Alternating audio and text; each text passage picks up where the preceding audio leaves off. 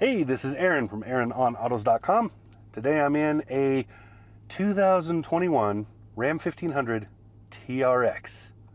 The low rumble you're hearing in the background that's going to be there the entire time I'm doing this video, that's the engine. 6.2 liter supercharged V8. If that sounds familiar, that's because it normally has words like Hellcat attached to it. It's crazy!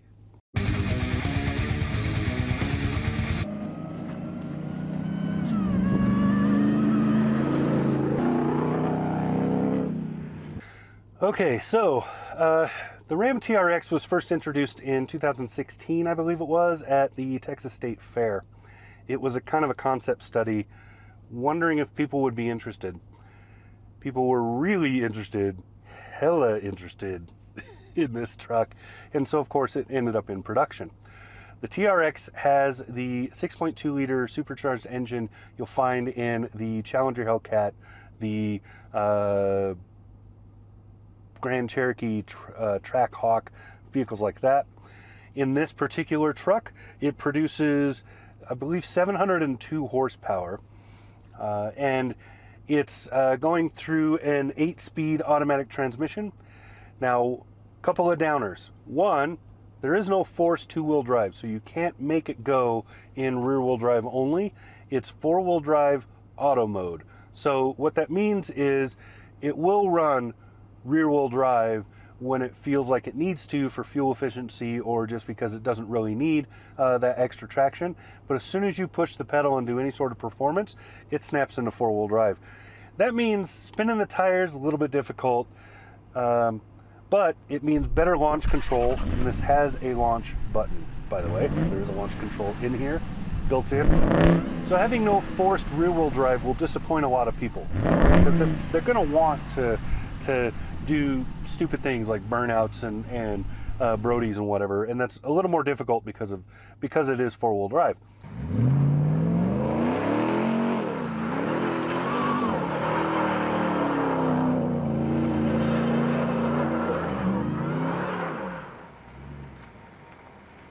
On the other hand, on the flip side of that, track mode is not really what this is made for. I would never take this onto the track and expect anything out of it. Big knobby heavy tires, big wide stance, high center of gravity. I can't imagine that this thing is in any way good on a racetrack. Off the track, in anything that is not pavement, this thing is the bomb. So I had a pretty good time with it. I didn't have a lot of time, I only had about 4 days, and that was over a holiday weekend. So there was a couple of missing days because of family and stuff. But I'll tell you, the off-roading that I did do, this easily matched anything the Power Wagon could pull off. And that's a pretty big deal because the Power Wagon is the benchmark for 3/4 ton off-roading, and this is a half-ton truck. So I would put this against the Ford Raptor any day. The big difference you'll find between the two is the Raptor will give you more power a little bit faster because of the turbo, but this will give you more power longer because it's a much heavier engine, bigger displacement, all of that stuff, supercharged, never has airflow problems. So much different in that way. This doesn't quite have the same, that I can feel, doesn't quite have the same kind of wheel reach in terms of being able to not just reach down but also actually grab when it does so. And that may have just been conditions, that may not be the vehicle itself, but that was my impression. But on the other hand, overall, I would say that this is as or more capable than the Raptor. And it's just beautiful. And probably the best part of this truck, by far, the best part of this truck is the exhaust rumble. That's why I left it running while I'm sitting here. I love listening to it. It is so sonorous. What you're hearing are bigger pipes than they can fit on the Hellcat cars, right? So bigger pipes, they're true pipes, they have longer to run, so they can create more vibration. That is the rumble you hear.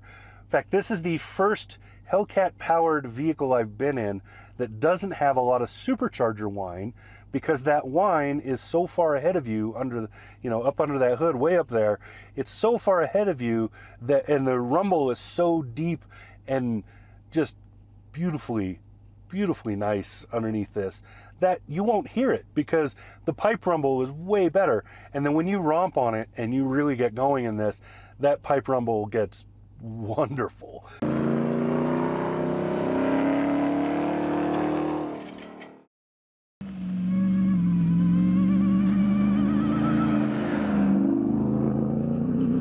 Price tag. I know everybody's going to ask about that. So price tag.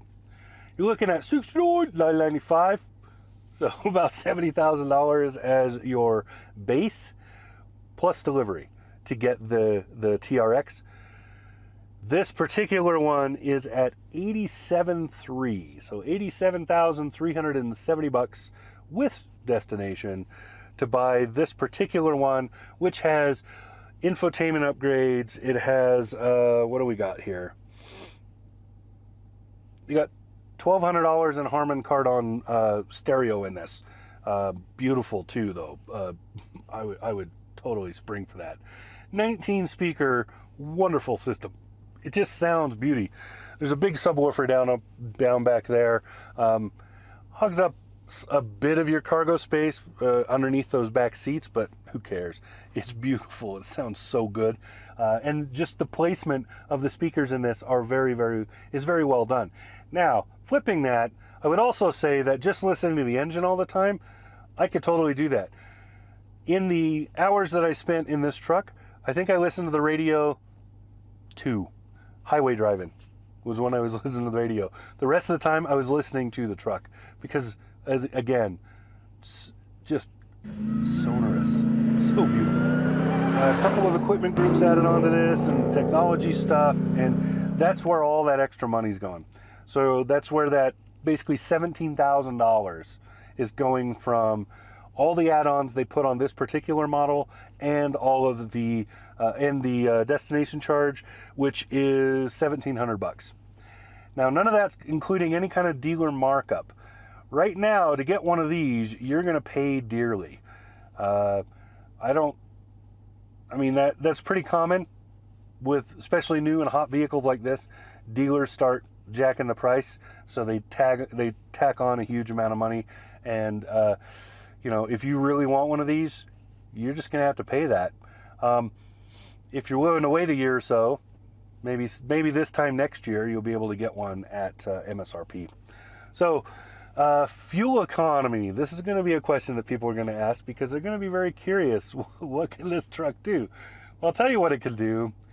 It can do nowhere near what the EPA says.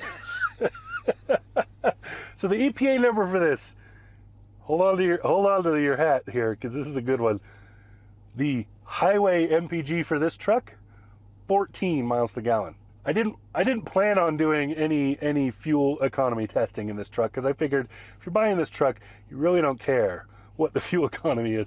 Like I said, this is a performance truck. This is a huge monster truck. I've just been calling it a monster truck all week. Nickname a lot of people have for this is T-Rex because TRX easily just becomes T-Rex, right?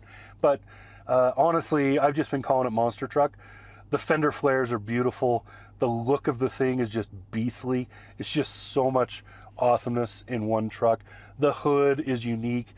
Nobody's seen this kind of hood before, so it when you're driving around in it and people look at it, they assume you must have a heavily modified Ram 1500.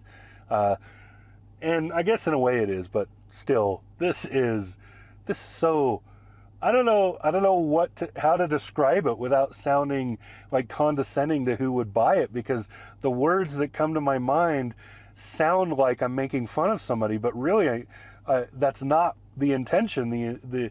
It's just so overblown. Everything about it is so America. It's so overdone. It's just great. It's so awesome. I'll throw up some other numbers in case you want to know like what towing and hauling capacities are, things like that. I don't think they're going to be important again to the kind of person that buys this. You do lose some because of the build. But again, if you're buying this, you probably don't care about that stuff. So that's about what I got. You get a 5-year warranty with this truck, which, again, giant monster truck, 6.2 liter supercharged V8. There's nothing else like it. Just a wow. That's all I can say. I don't know what else to say. It's just so friggin' cool. So there you go. This has been Aaron. Sit Lily 2021 Ram 1500 TRX. Talk to you again soon. Subscribe.